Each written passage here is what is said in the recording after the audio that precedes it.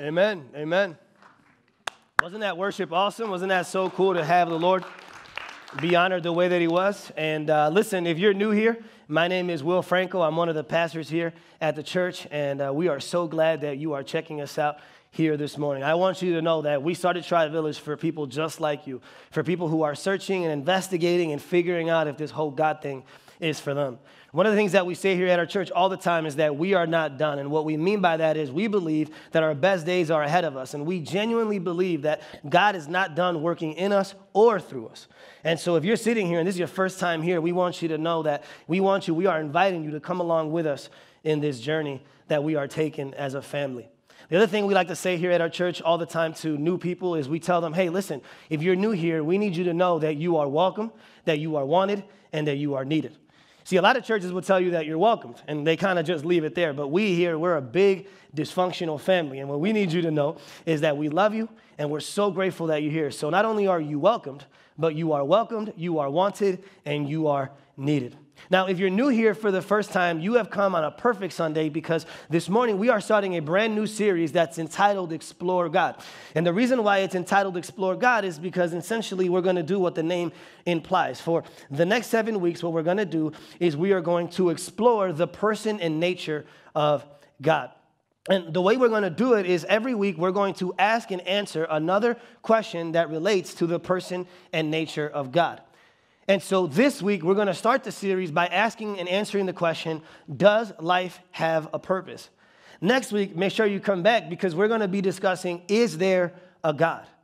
Then in week 3, we're going to be asking the question, why does God allow pain and suffering? In week 4, the question is Christianity too narrow? Then the next question is, in week 5 is Jesus really God?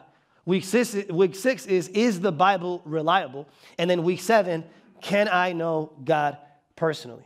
And so the goal with this series is every week to ask and answer these questions that so many people have and yet so little churches answer, right?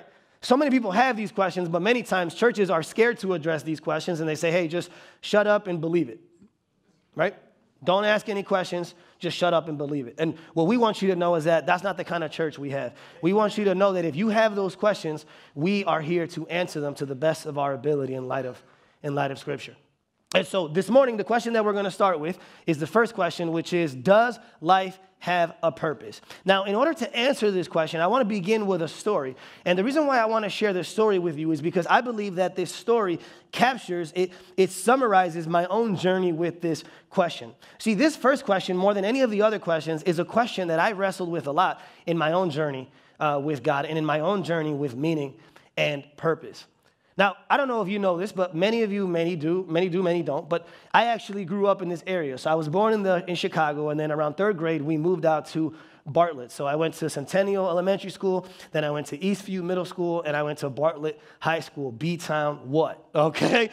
Hashtag Go Hawks, all right? And so I went to Bartlett High School. Now, the thing about me is you think because I'm a pastor, I've been doing this thing since I was younger. Like, oh, this guy always knew he was going to be a pastor. But the reality is that I actually didn't even know anything about God growing up. Church wasn't really a part of my upbringing. Especially when we lived in the suburbs. When we lived in the suburbs, from the moment we moved to Bartlett in 3rd grade, church wasn't really on our radar. And so when I got to high school, I was definitely a worshiper, but I just wasn't a worshiper of God, right? Actually, the gods that I worshiped, and by gods I mean lowercase g, the gods that I worshiped were women and popularity. So the opposite sex and my friends were the people who I was constantly trying to impress and get approval from, right? Those were the gods that I worshiped. And I remember one day, I think it was either my sophomore year or my junior year, I was sitting in a class. I think it was an English class because only an English class would bring up this type of question. And we were looking at this piece of literature, and our teacher asked this question. The question was this, and she wanted us to respond by raising our hands. She said, does your life have a meaning or a purpose? Right?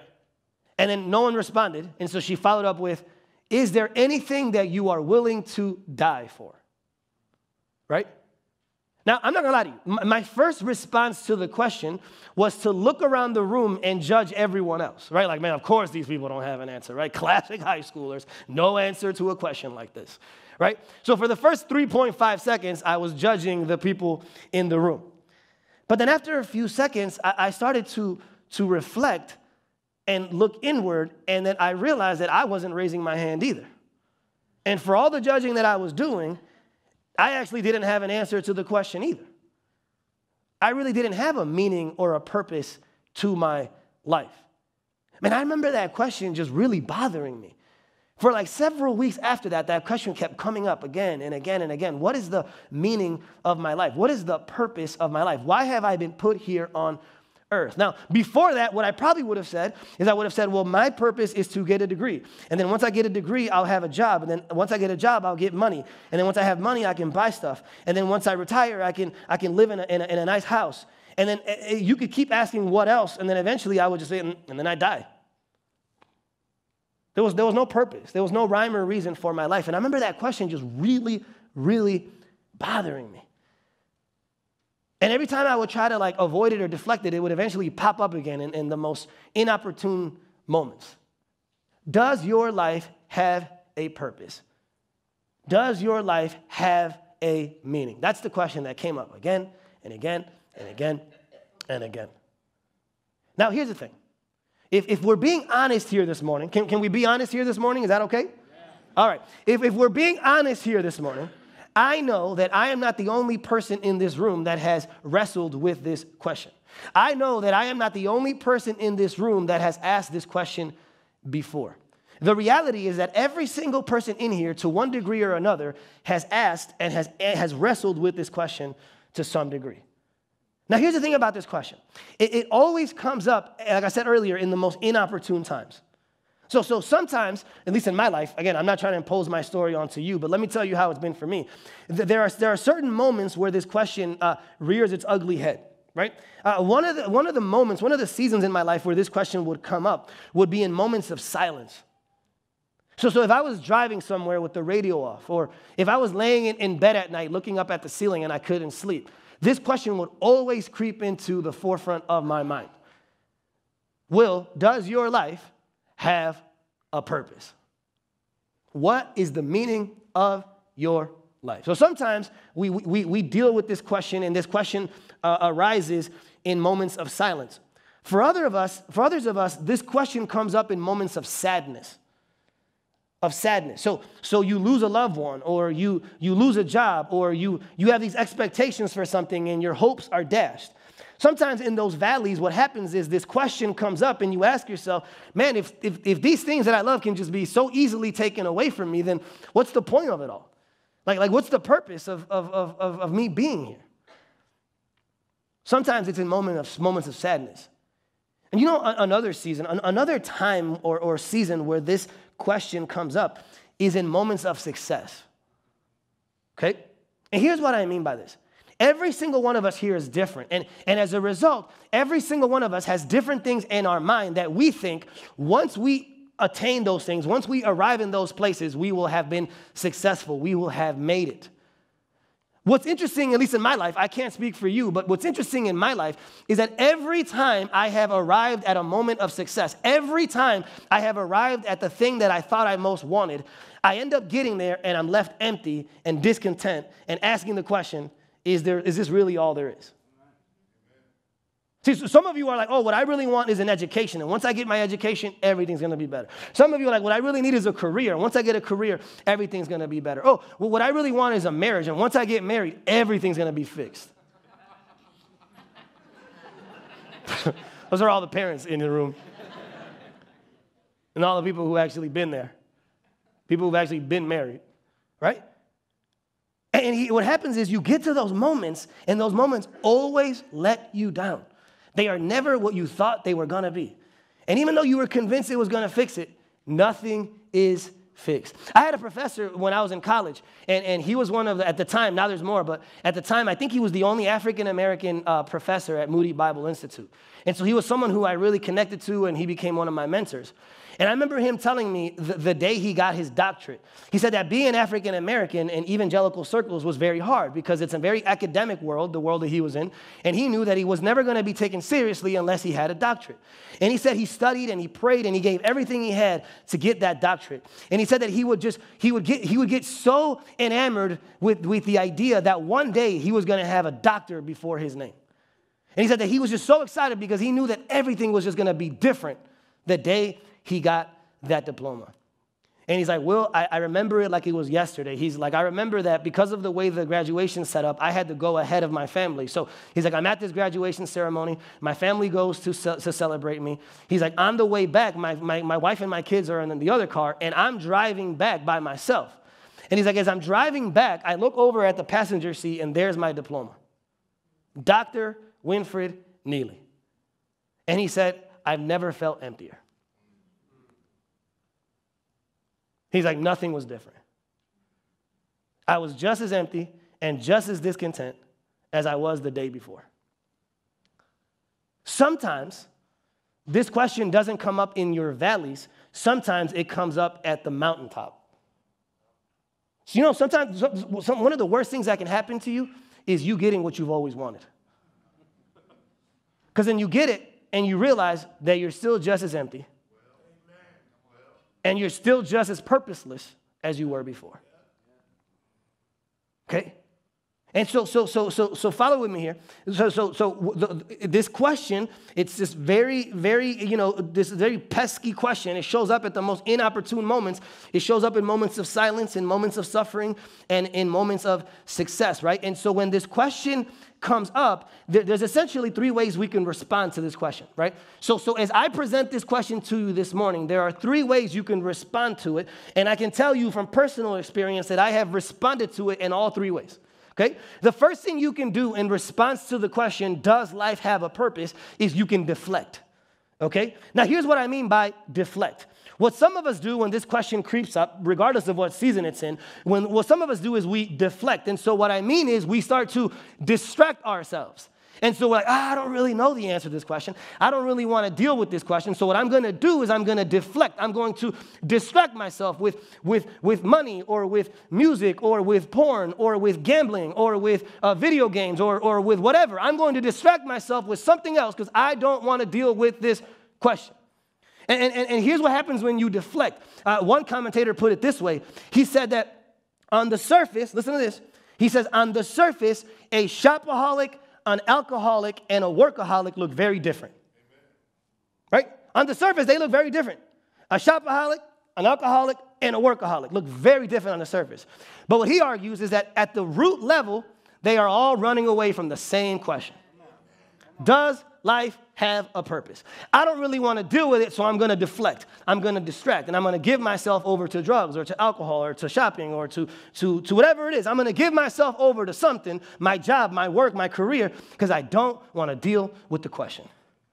So the first response you can have this morning, and some of you have had it already or already doing it as I'm speaking, is you can deflect and try to distract yourself until the question goes away. But the second thing you can do, the second response you can have to this question, and I did this many times in my own walk, is you can devalue the question. Here's what I mean by devaluing the question. Whenever that question pops up, after you try to distract yourself, after you try to deflect and that doesn't work, the next thing that you do for self-preservation purposes is you start to devalue the question. You look at the question and you're like, man, who cares about purpose? Purpose doesn't matter. It doesn't matter if I know the meaning of life. I'm going to just do me and do what I enjoy. That's what a lot of us do. When deflecting doesn't work, we devalue the question. And like I said, I did this a lot in my own journey. There was times where I just couldn't get rid of the question. The pesky question wouldn't go away, so I would just deal with it by devaluing it and acting like it didn't matter, even though deep down I knew that it did matter. And you know the mistake that I made during that time? I confused productivity with purpose. You know, I think I was preaching there for a second, so I'm going to go ahead and repeat that. I'm going to rewind it. Okay, let's go rewind that. And I'm going to go ahead and say that again. One of the problems when you don't want to deal with this question is you devalue it. And when you devalue, what you're doing is you're confusing productivity with purpose. You can be productive and have no purpose whatsoever. You can be doing something and actually be doing nothing. And a lot of us confuse busyness with purpose. I heard someone put it this way. He said the word busy is an acronym for being under Satan's yoke.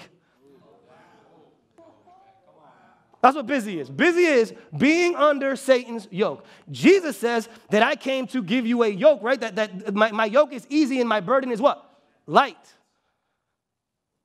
So being busy is just being under Satan's yoke. And one of the things you can do is you can assume that you have purpose because you're productive. But productivity and purpose are not the same thing. So the first thing you can do is deflect. The second thing you can do is devalue. But the third thing you can do, and this is what I hope you do this morning, if this is the first time you've never done this, I pray that this morning, the third thing you would do is you would decide. That you would decide that this morning would be the morning that you finally make a decision about this question. At the end of this message, I'm going to offer you an invitation. I'm going to give you the opportunity to make a decision, to decide once and for all what the purpose of life is. Okay? Now, here's the good news. And I'm about to give you a lot of bad news, but here's the good news, okay? The good news is that we are not the first humans on the planet to ask this question. See, one of the things that we assume because we are modern people and we are Westerners, and Westerners are, we think clearly like no one else has ever before. One of the assumptions we can make is that we are the first people to ask the question, what is the purpose of my life? But the reality is we are not the first people to deal with and wrestle with this question. And actually, literally over 3,000 years ago, there was a man who decided that he was going to give his life over to trying to answer this question. Does life have a purpose?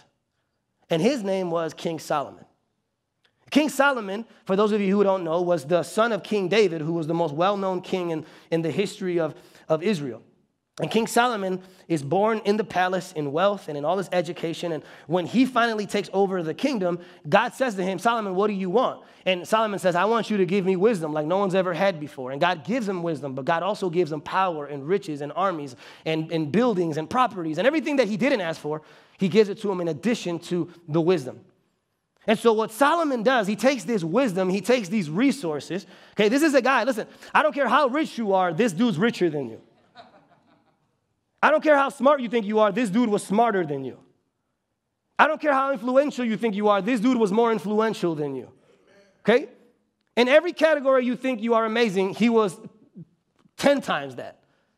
And what he does with his life is he decides to answer the question, does life have a purpose? And essentially what he does is he uses his life as like a laboratory, and he goes on this lifelong experiment to see, does life have a purpose under the sun? And as he goes through his journey, Solomon takes detailed notes of all the things that he discovers. And by God's grace, those notes, those journal entries were preserved for us, and they are today known as the book of Ecclesiastes.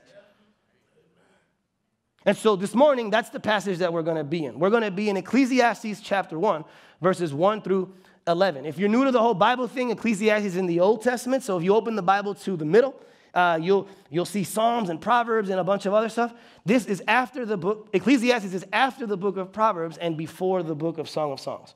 And so we're going to be in the first chapter, the first page, if you will, of Ecclesiastes, okay? I'm going to start reading in verse 1. If you don't have a Bible, there's one in that white rack back there. You could take one with you, take it home. Also, if you don't have a Bible, or you don't really feel like going over there, the passage is going to be here on the screen behind me. Now, I know you guys love this Bible. Look at this cool Bible that I'm preaching with today. The reason why I'm preaching with this Bible is because my daughter Leah asked me. She's like, hey, Dad, can you preach with my Bible? I had a funeral that I had to do on Thursday. She's like, hey, can you use my Bible for the funeral? I'm like, I don't know if this is the best place to bring a Bible like that, but I promise I'll bring it for Sunday. So that's why I'm preaching with this very fun Bible today. And so if my sermon is good, it's because my sword is sharp, okay? It's not me, all right? So here's what it says. Ecclesiastes 1:1. Solomon writes, the words of the teacher, son of David, king in Jerusalem. Meaningless, says the teacher. utterly meaningless. Everything is what? Meaningless. What do people gain from all their labors at which they toil under the sun? Generations come and generations go, but the earth remains forever. The sun rises and the sun sets and hurries back to where it rises. The wind blows to the south and turns to the north. Round and round it goes, ever returning on its course. All streams flow into the sea, yet the sea is never full.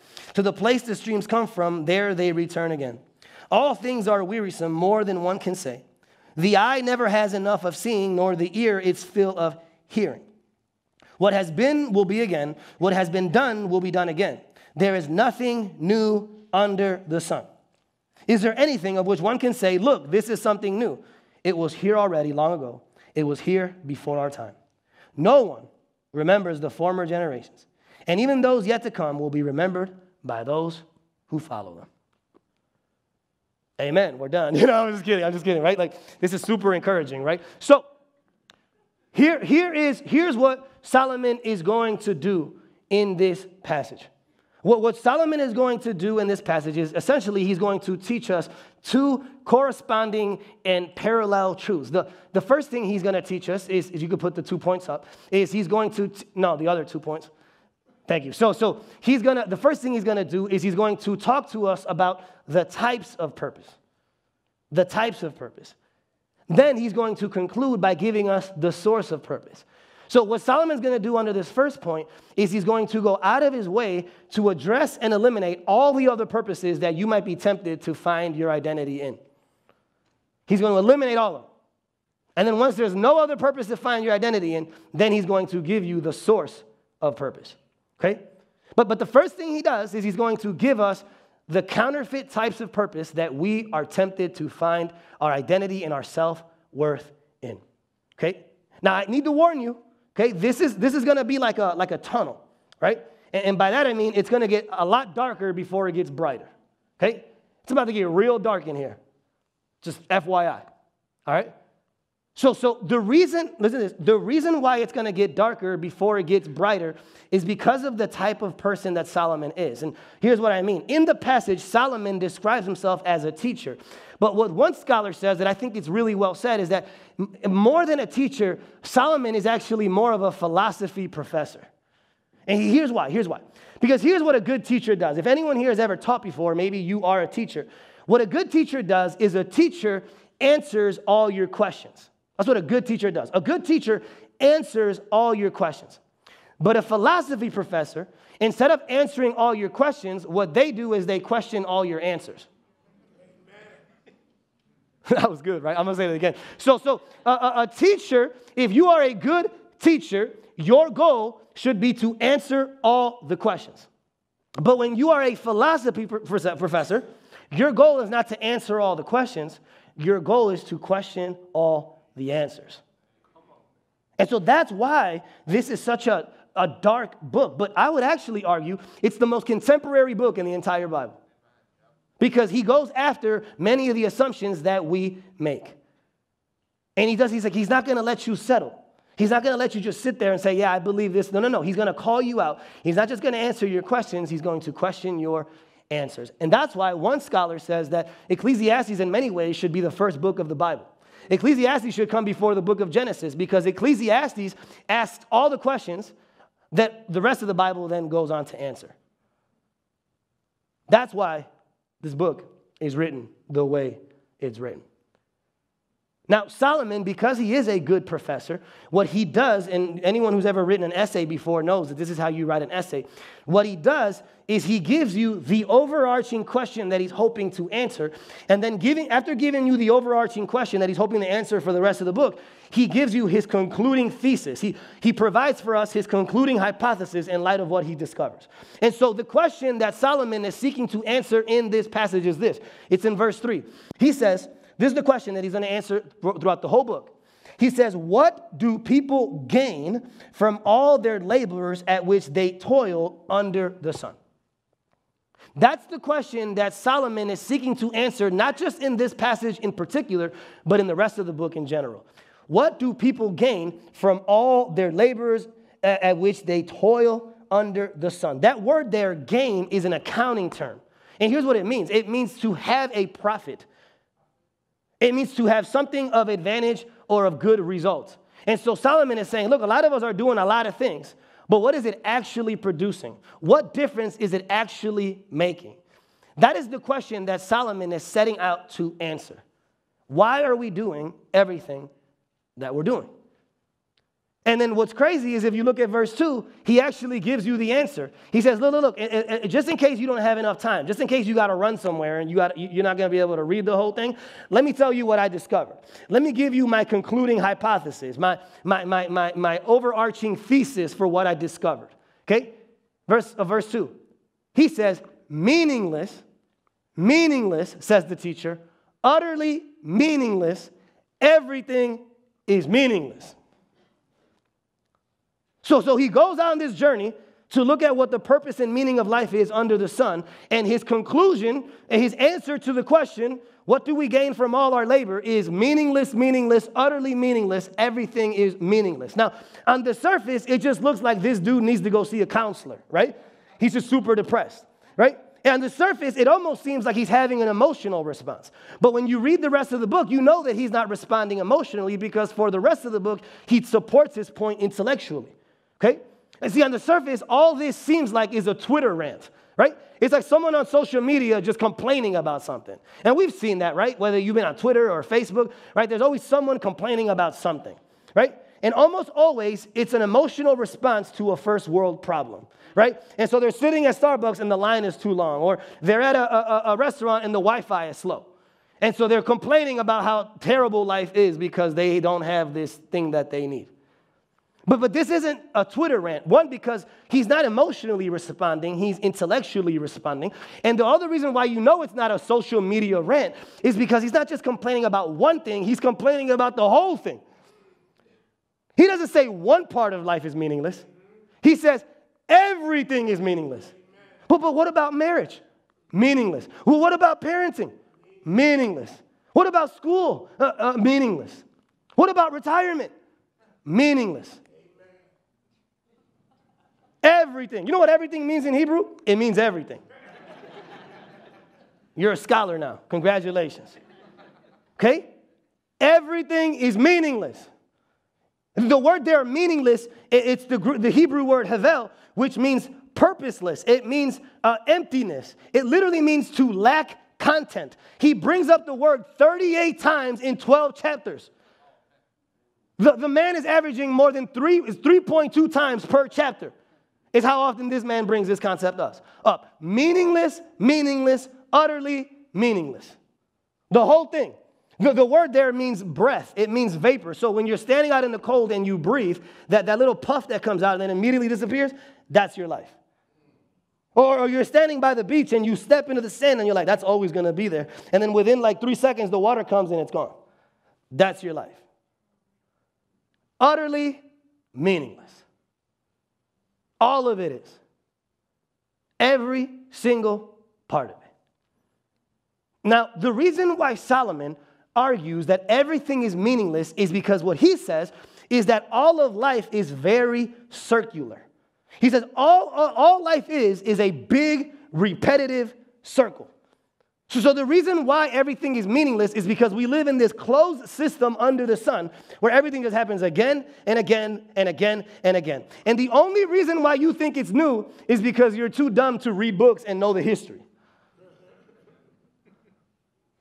You went to public school like me, so you don't read. And so you think it's new because you don't study. That's the only reason why you think it's new.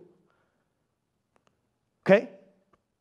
So he says that the reason why life is meaningless is because life under the sun is a closed system, a closed circular system of repetitive, unchanging monotony.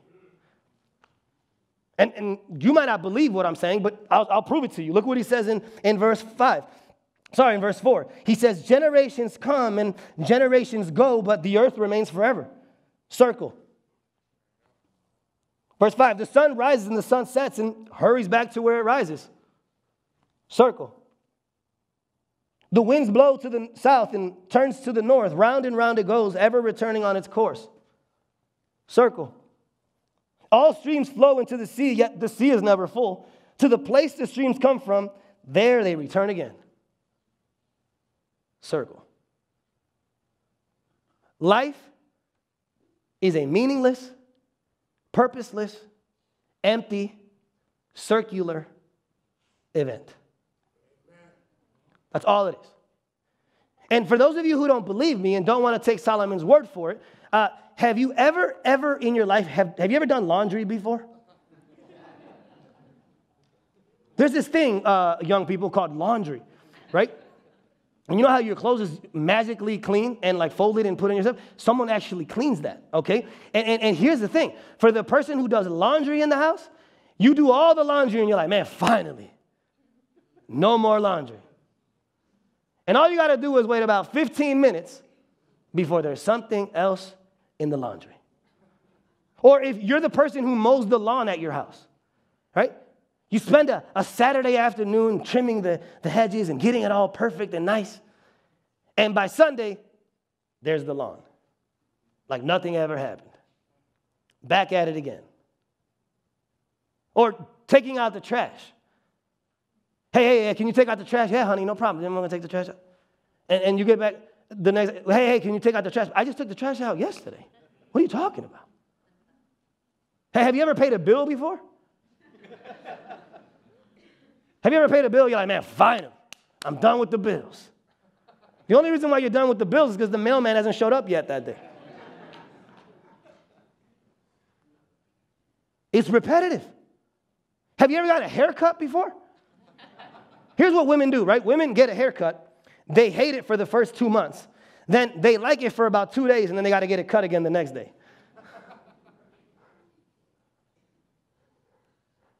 It's a circle. Every day we wake up at the same time, we get in the same car, we drive in the same traffic, we get home, we watch the same Netflix shows. It's a big circle. That's it. That's all life is. Now, some of you may be like, okay, well, if life is a big circle, then husbands are going to go home this week and be like, honey, I'm not taking the trash anymore out because Will says life is a circle, okay? I don't want to get caught up in the vanity of it all. It's meaningless, honey. Just trying to follow my pastor's orders. There's no purpose to any of it. It's just circular monotony. Again and again and again and again. And you know what you're going to do next Tuesday? The same thing you did this Tuesday. That's all life is. So Solomon, it wants us to know that life is circular. Solomon is saying, follow with me here. Here's what he's saying. He's saying, don't ever confuse novelty with originality. Just because something is new to you doesn't mean it's original. So don't ever confuse novelty with originality. And what he's saying when he talks about those generations that come and go, see, every generation rises up. You had the greatest generation. Then you had the baby boomers. And then you had the Gen Xers. And then you had the millennials. And then you had whoever comes next. We don't even know what their name is. But you have every generation rises up. And all life is like a big treadmill. And the next generation gets on the treadmill like, we're going to change the world. And they run and they run and they run. And they got their sweatbands on. And they're running. They're really, really, really hard. And they're doing a lot of moving, but they're not going anywhere. And then at some point, about 80 years later, they keel over and die. And then the next generation jumps on and they're going to change the world. No, you're not. Because life is a big, meaningless, purposeless circle. That's what Solomon needs for you and me to know.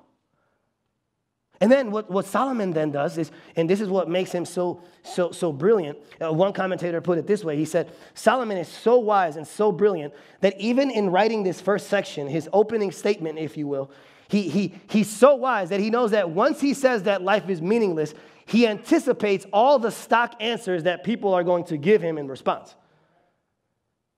He knows what you're going to say before you say it, and so he deals with your philosophy, your worldview, and completely dismantles it. Now, I don't get this. This is not from me. This is something that Tim Keller wrote and talked about in a sermon back in the early 90s. And here's what Keller says. What Solomon does here in this passage is he addresses two of the most common worldviews that people in our day have. Two of the most common philosophies that people have in response to the question, does life have a purpose? He says that, Keller says that one of the responses or one of the approaches that Solomon addresses is the hedonistic approach. And I'll explain that in a second. And then the second type of approach that he talks about is the humanistic approach. So follow with me here. When someone hears that life has no meaning or purpose, they have one or two responses to it. You either have a hedonistic approach to it, or you have a humanistic approach to it. So let's look at each one. The first response you can have when you discover that life has no purpose, when you read what Solomon writes here, is you can respond with the hedonistic approach, the hedonistic philosophy of life. Here's what the hedonistic person says. The hedonistic person says, well, if life has no meaning or purpose, then I'm going to make the most of it then. I'm going to seek pleasure to my heart's content. I'm going to drink as much as I can drink. I'm going to smoke as much as I can smoke. I'm going to have as much sex as I can have. I'm going to party. I'm going to do everything to its max. Whether it's pornography or video games or gambling or whatever it is, I'm going to give my life over to that. If life really doesn't have a purpose, then what I'm going to do is I'm going to enjoy every minute that I have. That's the first response that people have when they discover that life has no purpose. The problem with it is that Solomon anticipates your response, and he rebukes it right here in this passage. Look what he says here in verse 8. In verse 8, Solomon says, all things are wearisome, more than one can say. And then to the hedonistic person, he says, the eye never has enough of seeing, nor the ear its fill of hearing. And so when you go the pleasure route, and I'm going to just make the most of this life because it's all we have, Solomon says you will never be satisfied. There's not enough money. There's not enough sex. There's not enough gambling. There's not enough porn. There's not enough video games. There's not enough social media. There's not enough prescription drugs for you to find the pleasure that you're looking for. And listen, if there's anyone who went down this path, it was Solomon. Solomon had 700 wives. I'm not making that up. He had 700 wives and 300 concubines. So he wasn't getting enough action. So the man had 300 side pieces just in case. Okay? So if there's anybody who went down this path, he had the time, the money, the resources, and the wisdom to do it. He did it. He came back, and he's like, don't go down that path. There's a dead end over there.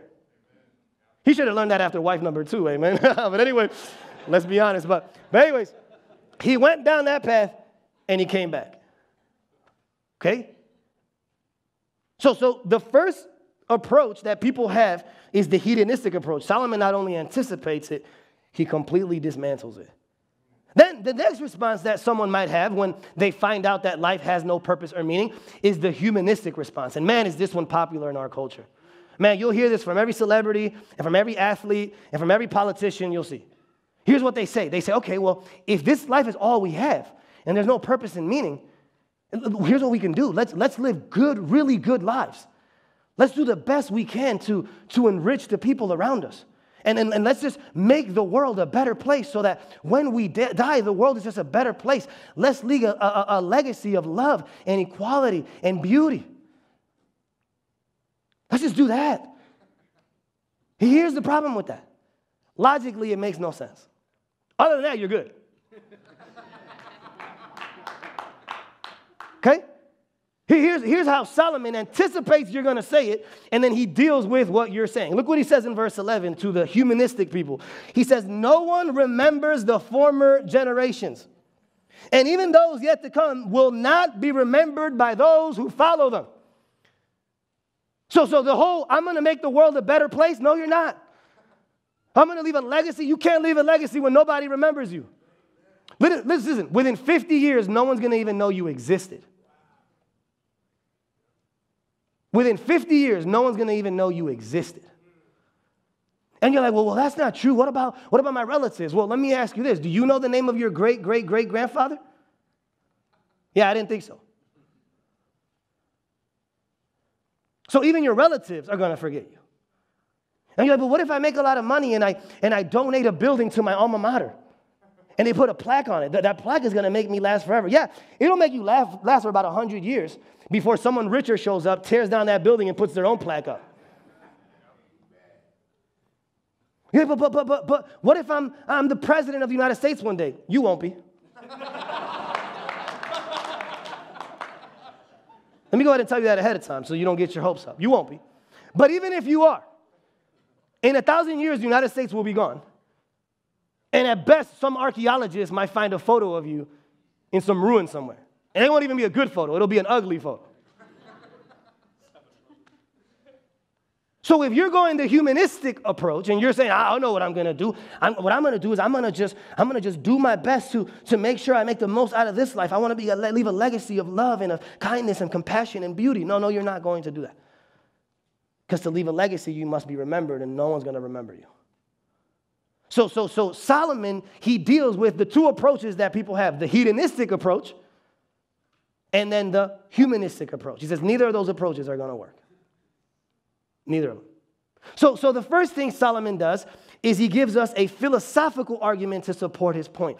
The second thing that Solomon does after giving us a philosophical argument is he gives us a practical argument. So if the first argument was for your head, for the thinkers in the room, the second argument is for your heart, for the feelers in the room. What Solomon then does, as he describes to you the types of purpose, if you go back to that previous slide, as he describes to you the types of purpose, is what he's going to do is now he's going to look at what are historically the things that we are tempted to find our purpose in. So for the rest of the book, what Solomon does is he addresses and he unpacks, he exposes the things that we are tempted to find our purpose in, okay? And all of them are pretty significant, so I'm going to walk through them real quick as we look at the types of purpose. The first one that Solomon addresses is this one, knowledge. Here's what I mean by knowledge. Some of you here are sitting here and you're like, oh, I know that some of those other things don't matter, but you know what my purpose is? Where my real meaning is found? Education. Just getting all the information I can get. And it's all about degrees and accolades and GPAs. It's knowledge that's going to make me have purpose and meaning. Look what Solomon says. He tries it. He says, I, the teacher, was king over Israel and Jerusalem. I applied my mind to study and to explore by wisdom all that is done under the heavens. What a heavy burden God has laid on mankind. I have seen all the things that are done under the sun. All of them are meaningless, a chasing after the wind. And so if your identity, if your self-worth, if your purpose is education, and this happens a lot with minorities. When people come from other countries, they have the American dream, and their American dream is my girl or my son is going to have all these, it's going to have an education, everything's going to be fixed. You know what you're doing? You're preaching a false gospel to that child. And what you're telling them is that getting a job or getting a degree is going to make them something that they're not. Okay, so the first thing he goes after is knowledge. That's a big one. Another thing that he says that he tries out that he says isn't worth it is a big one in our culture. Pleasure. The people who say, well, I know what I'll do. I'll find my purpose and meaning in pleasure. And how many people I sleep with, and how many drugs I do, and how many fantasy football drafts I get in, how many video games I play. He said, I said to myself, come now, I will test you with pleasure to find out what is good. But that also proved to be meaningless. I denied myself nothing. Because remember, he had the money and the time. I denied myself nothing my eyes desired. I refused my heart no pleasure. My heart took delight in all my labor, and this was the reward of all my toil. Look what he says is the reward of his toil. Yet when I surveyed all that my hands had done and what I had toiled to achieve, everything was meaningless. A chasing after the wind, nothing was gained under the sun. Then, after doing pleasure, he goes after a very common one, a very common idol, a very common God, a very common purpose and meaning that people latch onto, which is their career. I'm going to give my heart to my career. And I'm going to be successful, and I'm going to provide for my family, and I'm going to get a promotion, and I'm going to make it, and I'm going to do it. Solomon goes that route, and look what he discovers. He says, what do people get from all the toil and anxious striving with which they labor under the sun? All their days, their work is grief and pain. Even at night, their minds do not rest. This, too, is meaningless. Your career is meaningless. Your promotion is meaningless. The corner office is meaningless. Your bonus is meaningless. Then after career, then he goes after a big one in our culture, which is money. Look what he says about money. He says, whoever loves money never has enough. Whoever loves wealth is never satisfied with their income. This too is meaningless. The sleep of a laborer is sweet, whether they eat little or much. But as for the rich, their abundance permits them no sleep. Everyone comes naked from their mother's womb, and as everyone comes, so they depart. They take nothing from their toil that they can carry in their hands. And you know what's funny about this one? Solomon goes the highbrow route, which is what rich people do. So he goes to the operas and he does all the rich stuff, right? He buys a house and a boat, and he goes that route. Tries the highbrow stuff. That doesn't work. Then he goes the lowbrow route. Doesn't find any help there either.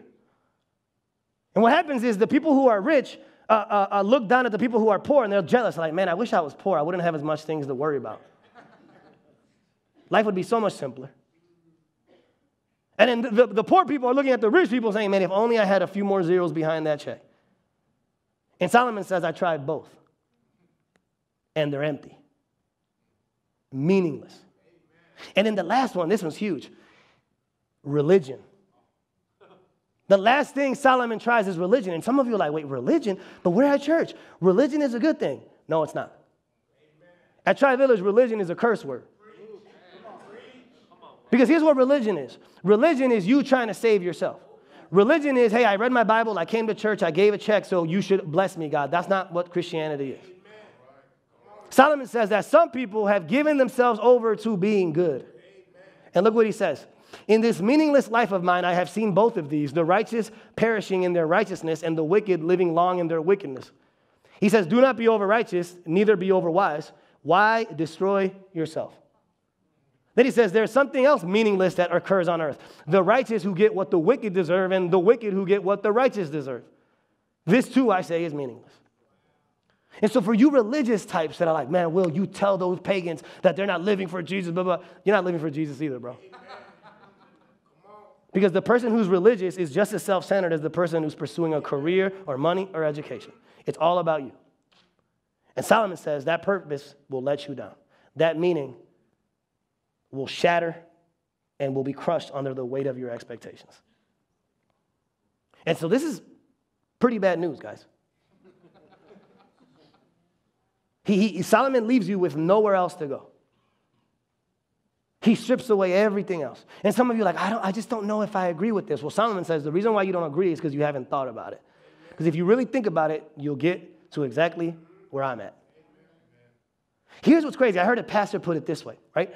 He said that I'll take his illustration and I'll personalize it. What if I came up to you today and I said to you, hey, I want you to meet me on the corner of Bodie and Bartlett Road on Tuesday at 2 p.m. Imagine if I did that today, right? I come up to you, I'm like, I need you to meet me on the corner of Bodie and Bartlett, 2 p.m. on Tuesday. You know what the first question you would ask me? Why? Because I got things to do, right? Here's what the pastor says. Here's how ridiculous we are as humans.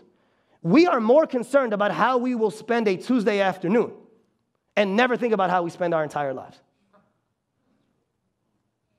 Why are you doing it? What's the point? Why are you on the treadmill? Why? And here's what I need you to do, guys. Let's say that you still are like, I don't know if this is for me, right? And you're like, what I think is that we come from nothing and that when we die, we go to nothing. So it doesn't matter. You know, I just think that the best thing we can do if we come from nothing and we go to nothing, I think the best thing we can do is just love each other and seek prosperity. Here's the problem. If you come from nothing and when you die, you go to nothing, then the middle means nothing. Okay? You can't just take the parts of this worldview that you like and act like this matters if you come from nothing and go to nothing. So what Solomon does is he makes the bad news bad so that the good news can be good. Okay? So if you go back to my 2 points, the first thing Solomon has done is he's told us about the types of purpose. Then the last thing he does here at the end is he tells us about the source of purpose. Now, remember what I promised you. I promised you that this thing was going to get much darker before it got brighter. And here's why. In this passage, not just in this passage, verse 1 through 11, but in the entire book, one of the phrases that Solomon repeats again and again and again and again is the phrase under the sun, under the sun, under the sun. He says meaningless, meaningless, meaningless. Everything that's under the sun is meaningless. But here's why that phrase is so important. Because what the phrase under the sun means, essentially what it means is a life apart from God.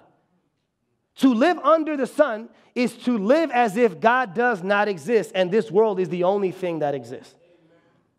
So the reason why Solomon is saying that everything is meaningless is because all of the observations that he's made have been under the sun.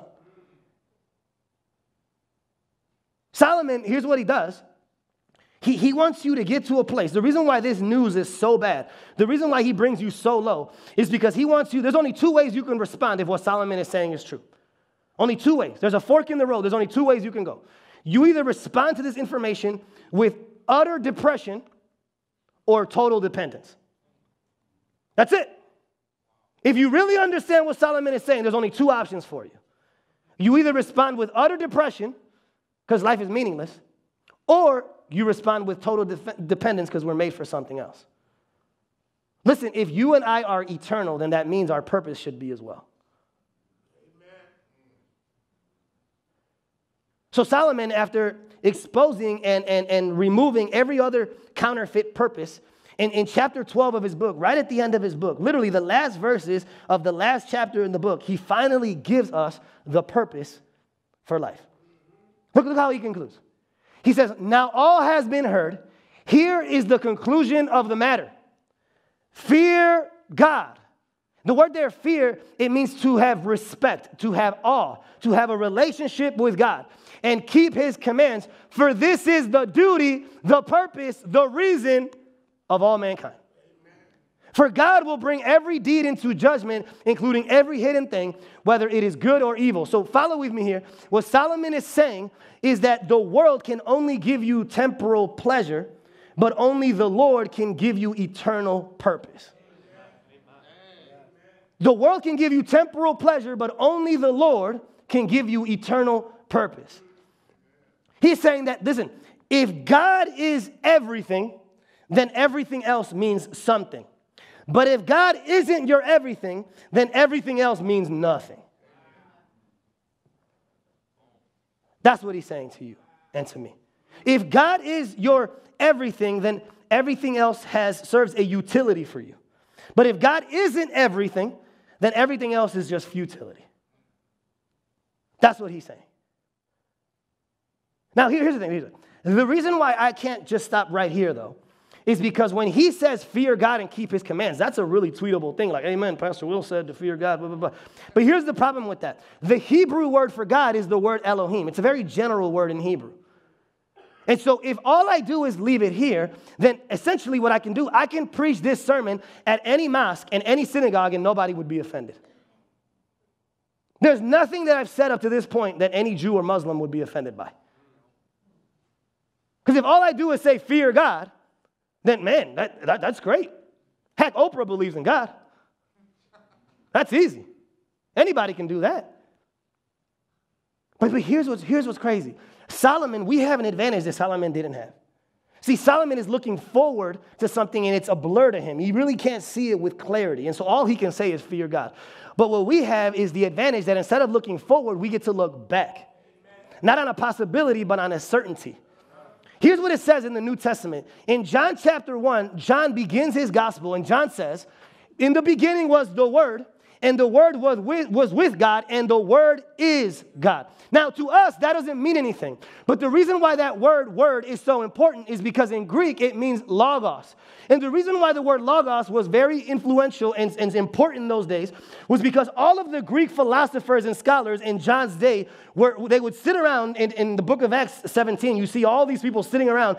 And what they do, essentially, for the entirety of their day, is they would sit there and try to figure out what the logos of life was. The word logos means purpose. It means reason. They were trying to figure out what the purpose, the reason, and logos of life was. And so what started to happen in those days is different schools of thought started to come up. And so some people were like, the logos of life is to honor your parents. And then other schools of thought were like, no. The logos of life is to live a good life, right? But what's crazy is what scholars say is that by the time John writes what he writes, there was this skepticism that had spread throughout the Greek philosophy world.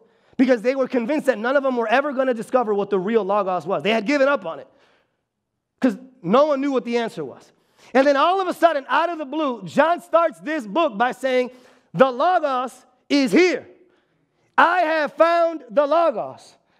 And the Logos is not some abstract principle. It's an intimate person. The Logos is not something you look for. It's something that looks for you. John says that the Logos is not a principle, but a person, and that person is Jesus Christ.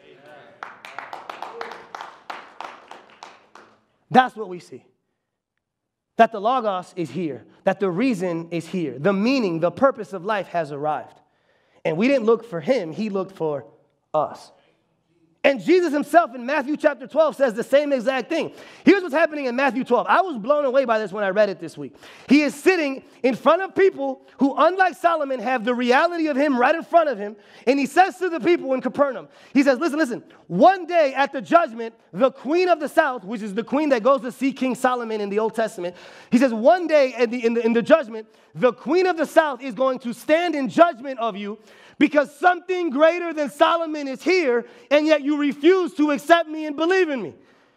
He says, that lady had more faith than you had, and she didn't even know who I was. You're sitting here looking at me, and you still refuse to believe. And one day, she's going to stand in judgment of you because something is greater than Solomon is here, and yet you refuse to believe in me. You refuse to make me the meaning and purpose and Logos of your life. Jesus Christ is the greater Solomon. The first Solomon came to ask questions. The greater Solomon came to answer those questions. See, look, the first Solomon was brave enough to identify the problem. The greater Solomon was brave enough to deal with the problem. See, the first Solomon, because of his discernment, he was able to ask the right questions. The greater Solomon, because of his deity, was able to answer those right questions. The first Solomon gave his life, he dedicated his life in order to find meaning and purpose. The greater Solomon gave his life in order to give us meaning and purpose. Jesus Christ is the greater Solomon. That's who he is. Listen, if Jesus Christ is your everything, then everything else means something. But if Jesus Christ isn't your everything, then everything else means nothing.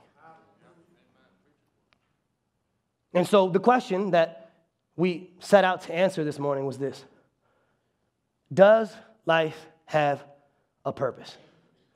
The answer is yes. That purpose is a person, and that person is Jesus. Let's pray.